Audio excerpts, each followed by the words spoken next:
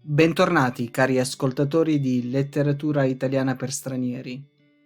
Nel corso di questo incontro il professor Mario Piubuenza finirà la sua analisi della Divina Commedia, esaminando parti del Purgatorio e del Paradiso. In particolare, del Purgatorio vedremo l'incontro tra Dante e Manfredi di Svevia nel canto terzo, mentre del Paradiso analizzeremo l'ultimo canto, il 33esimo. Alla fine dell'intervento, il professore leggerà anche parte dell'epistolario di Dante, citando una lettera inviata dal poeta ad un amico fiorentino.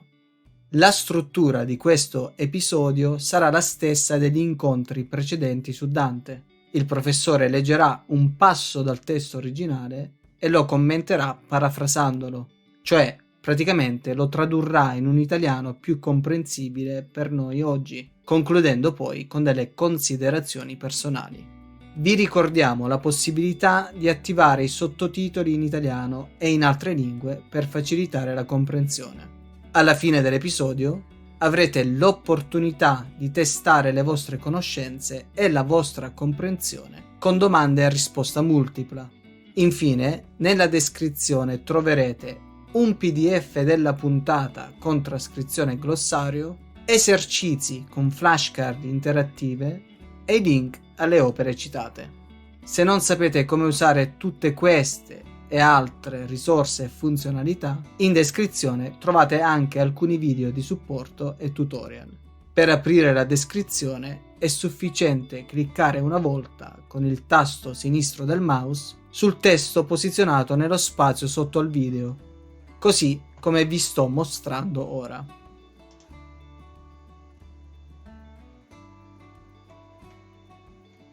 Senza ulteriori esitazioni, passiamo la parola al professor Buenza.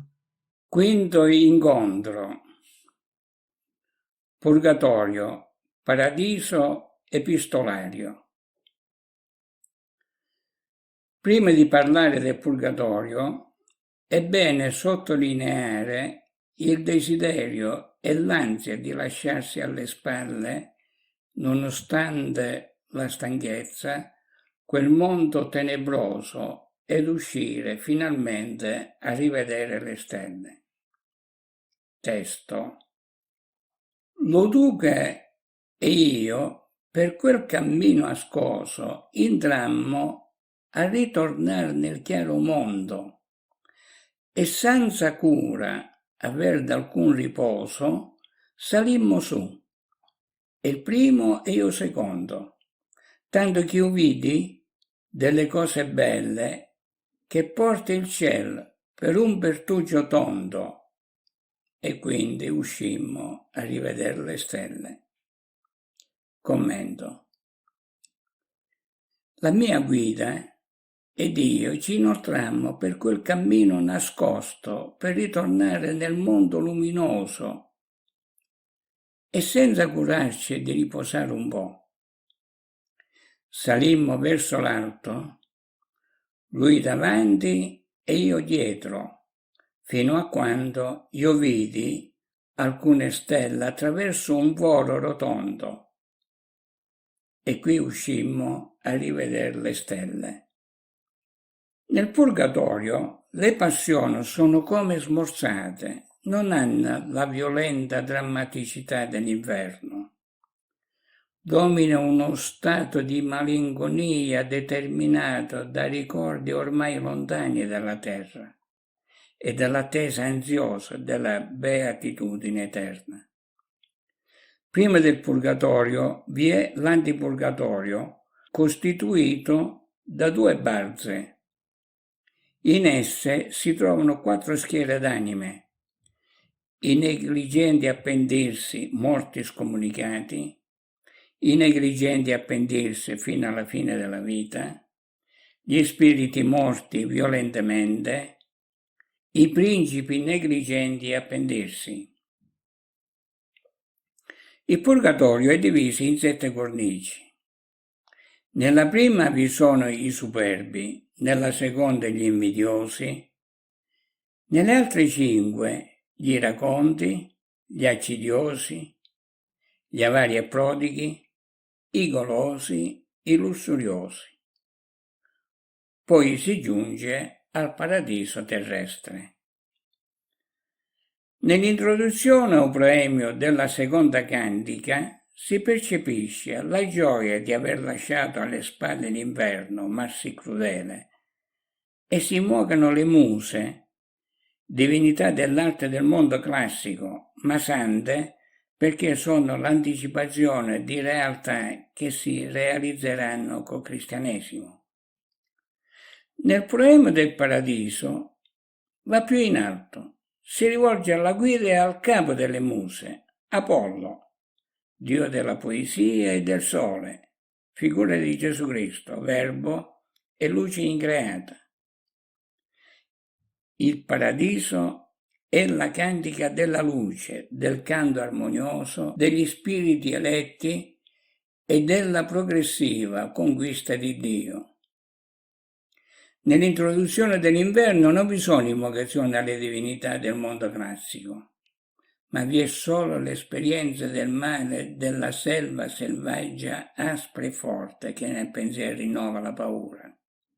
2 brani saranno oggetto della nostra attenzione, quelle di Manfredi nel canto terzo del Purgatorio e la preghiera alla Vergine di San Bernardo di Chiaravalle nel canto 33esimo del Paradiso.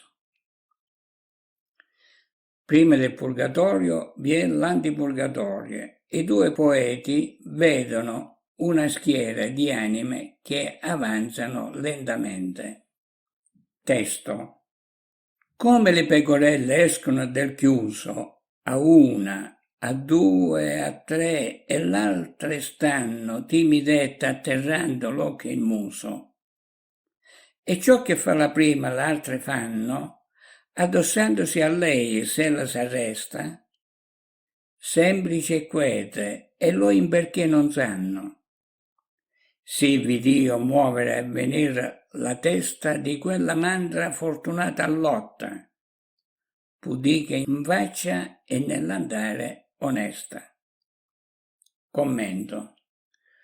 Come le pecorelle escono dal recinto, 1, 2, 3 alla volta, e le altre stanno timidette abbassando gli occhi e il muso a terra, e ciò che fa la prima fanno anche le altre, addossandosi a lei se essa si ferma, docili e mansuete, e non sanno il perché. Così io vidi allora avanzare i primi di quella schiera fortunata, umili in morte e composta nel procedere. Quadretto descritto con cura amorevole verso quelle anime miti, docili e umili. Come sono diversi gli animali dell'inverno da queste pecorelle? Testo. Io mi volsi per lui, guardai il viso. Biondo era e bello e di gentile aspetto, ma l'un dei cigli un colpo aveva di viso. Quand'io mi fui umilmente disdetto d'averlo visto mai, el disse, or vedi, e mostròmi una piaga a sommo il petto. Poi sorridendo disse, io son Manfredi, nepote di Costanza Imperatrice. Ond'io ti prego che, quando tu riede, vada mia bella figlia, genitrice dell'onor di Sicilia ed Aragona, e dighi il vero, a lei s'altro si dice. Posce che io ebbe rotta la persona, di 2 punte mortali, io mi rendei piangendo a quei che volentier perdona. Orribili furono i peccati miei, ma la bontà infinita ha sì gran braccia che prende ciò che si rivolge a lei. Commento. Io mi volsi verso di lui e lo guardai fisso. Era biondo e bello e di aspetto nobile, ma una ferita aveva spaccato un sopracciglio. Quando io ebbi cortesemente negato di averlo mai visto, egli disse, Ora guarda, e mi mostrò una ferita nella parte superiore del petto.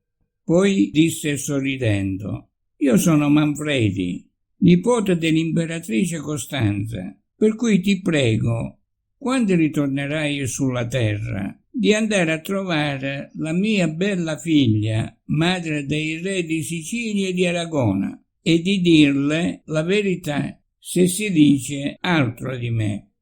Dopo che ebbi il corpo colpito da 2 ferite mortali, io mi affidai piangendo per il pentimento a Dio che volentieri perdona. I miei peccati furono orribili, ma Dio, che è bontà infinita, ha braccia così capaci che accoglie tutti coloro che si rivolgono a Lui. Testo. Se il pastor di Cosenza, che alla caccia di me fu messo per clemente allora, avesse in Dio ben letta questa faccia, l'ossa del corpo mio sarebbero ancora in go del ponte presso a Benevento, sotto la guardia della grave mora. Or le bagna la pioggia e muovi il vento, di fuor dal regno, quasi lunghi il verde, dove le trasmutò a lume spento. Commento.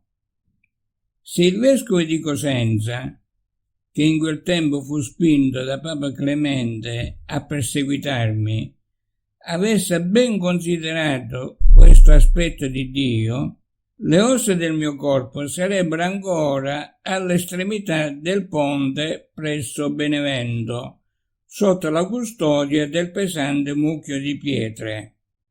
Ora la pioggia bagna le mie ossa e le agita il vento fuori del regno di Napoli, quasi lungo il fiume Liri che il vescovo le fece trasportare con le candele spente. Qualche notizia storica.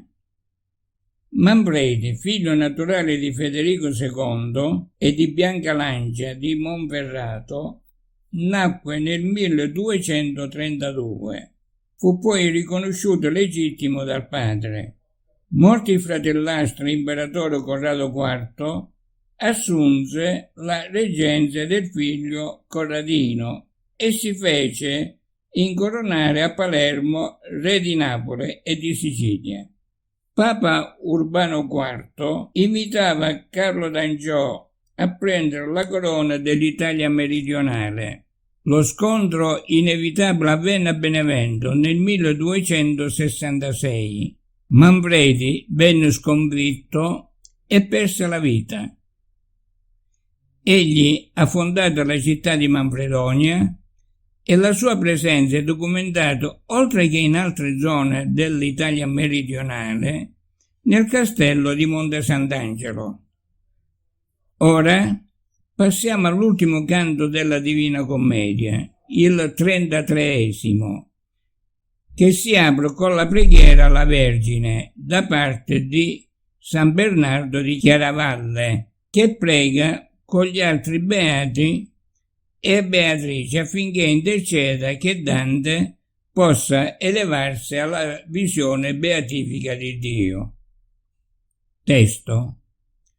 Vergine Madre, figlia del tuo Figlio, umile e alta più che creatura, termine fisso ed eterno consiglio.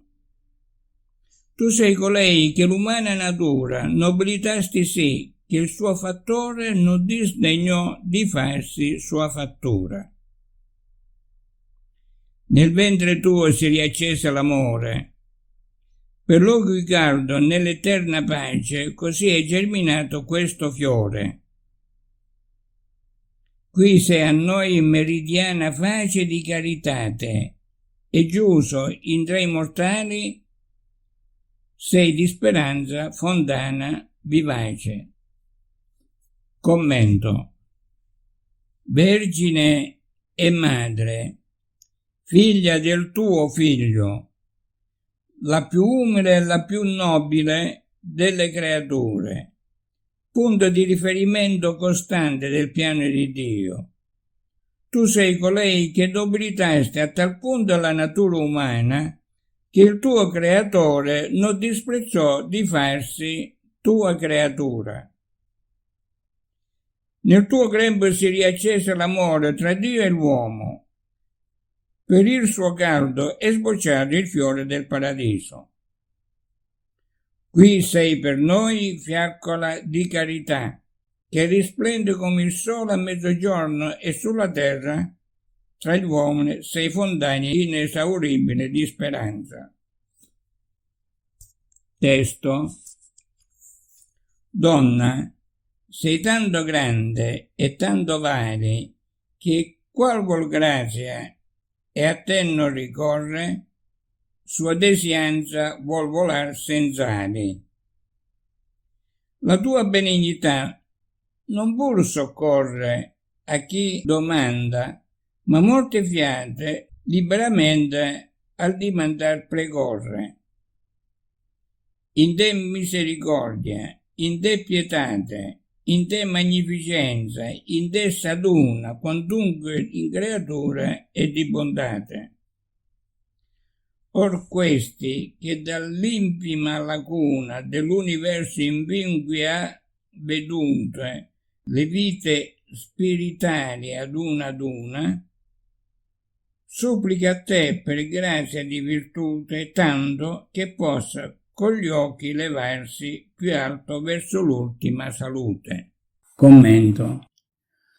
O Signora, sei tanto grande e potente che chiunque voglia ottenere una grazia e non ricorre a te, il suo desiderio è come se volesse volare senza le ali, cioè è impossibile. La tua bontà non solo aiuta chi la invoca, ma molte volte spontaneamente previene le richieste di aiuto. In te si raccoglie misericordia, pietà, generosità, tutto ciò che vi è di buono in ogni creatura. Ora questi, Dante, che dal punto più basso dell'universo fin qui ha visto ad una le condizioni delle anime nell'oltretomba, vi supplica, per la bontà divina, di concedergli tanta virtù da poter vedere Dio, ultima salvezza. Dante si trovò davanti a quella straordinaria visione. Voleva capire, ma i mezzi intellettuali non erano adeguati ed ecco la mente fu colpita da un lampo di luce che ha soddisfatto il suo desiderio. Finisce la Divina Commedia. Le tre cantiche, pur trattando argomenti diversi per drammaticità, malinconia e gioia, si concludono con la stessa immagine. Inverno, e quindi uscimmo a rivedere le stelle. Purgatorio. Io ritornai pure disposto a salire alle stelle. Paradiso, l'amor che muove il sole e le altre stelle. Concludiamo con una lettera inviata ad un amico fiorentino che si era interessato perché potesse rientrare a Firenze per un'amnistia concessa dai Guelfi Neri, che imponeva il pagamento di un'ammenda e sottoporsi ad una cerimonia pubblica di penitenza. Doveva andare nel battistero di Firenze, San Giovanni, con una corda al collo, riconoscendosi colpevole. Dante sdegnosamente rifiuta che se per nessun'altra di tali vie in Firenze si può entrare, io in Firenze non entrerò giammai. E che è per questo? Le spere del sole e degli astri non potrò forse contemplarle dovunque? Non potrò in ogni luogo, sotto la volta del cielo, meditare i dolcissimi veri, se io prima non mi renda spregevole, anzi abbietto al popolo e alla città tutta di Firenze? e neppure un pane mi mancherà. Questa è la 12ª lettera su 13 che ci sono pervenute. Non aggiungono nulla alla conoscenza di Dante. Sono tra le opere minori. Voglio riferire quelle che ha scritto il critico Piero Bargellini. Quello di Dante è il genio barbarico che si spezza ma non si piega. La lettera all'amico fiorentino va in questa direzione. Abbiamo terminato il quinto incontro. Non resta che salutarci. Bye bye. Grazie, professor Buenza. Siamo giunti alla fine di questo incontro con cui concludiamo l'analisi di Dante e della Divina Commedia. Nel prossimo incontro, che sarà diviso in 2 episodi, passeremo all'analisi di Francesco Petrarca.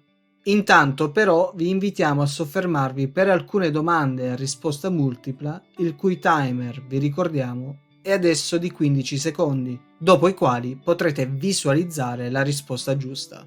Mi raccomando, come consiglio anche nel video di supporto, il cui link trovate alla fine di ogni puntata, nel caso in cui aveste bisogno di più tempo per leggere la domanda o rispondere, mettete pausa al video prima che il timer arrivi a 0. Grazie per l'ascolto e alla prossima. Ciao!